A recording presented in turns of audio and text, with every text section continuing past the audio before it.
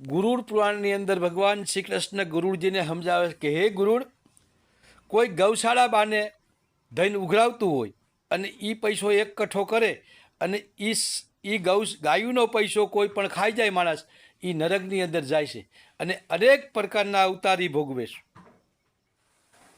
પછી ગુરુડને બીજી વસ્તુ એ કહે છે ભગવાન શ્રી કૃષ્ણ કે હે ગુરુડ, કોઈ મંદિરનું ધન આવ્યું હોય સંપત્તિ, અને એ સંપત્તિ કોઈ અડપ કરી જાય તો એ પણ નરકની અંદર જાય છે અને એ કોઈ અવતાર એને સુખ મળતું નથી. અને ગરુડને ત્રીજો પ્રશ્ન ભગવાન શ્રી કૃષ્ણ એ કરે છે કે હે ગરુડજી, ત્રીજો પ્રશ્ન મારો ઈશ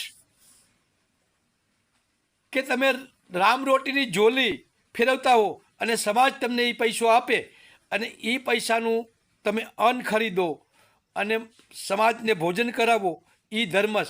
પણ એ તમે એકલા ભોજન જો કરો અને એ તમે પૈસો જો ગરજ કરી જાઓ તો તમને નરકના અધિકારી અને અનેક પ્રકારના અવતાર મળે છે. નાગ, નાગણી, સર્પ, કીડી, મકોડા, ગટરના કીડા, આવા અવતાર તમારે ભોગવવા પડે છે.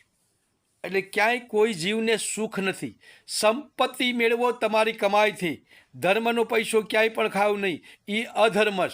અધર્મ વિશેની માહિતી મેં તમને ગુરુજી સમજાવી અને આ કથા મારી પુણ્ય રજૂઆત થાય છે. એટલે આ સમાજને આ રહસ્ય લાગવું જોઈએ કે આ પૈસો ખવાય નહીં. સમાજ આપણને આપે છે ધર્મ કરવા માટે, અધર્મ કરવા માટે નહીં. અને હે ગુરુડ, કોઈ પણ સંત, કોઈ પણ સાધુ સમાજે આજે થાપ્યો હોય તો લોક કલ્યાણ માટે થાપ્યો છે ને જ્ઞાન મળવું જોઈએ. એનો ધર્મનો પસાર થવા માટે એને મેં સાધુ બનાવેલ છે, એને સંત બનાવેલ છે.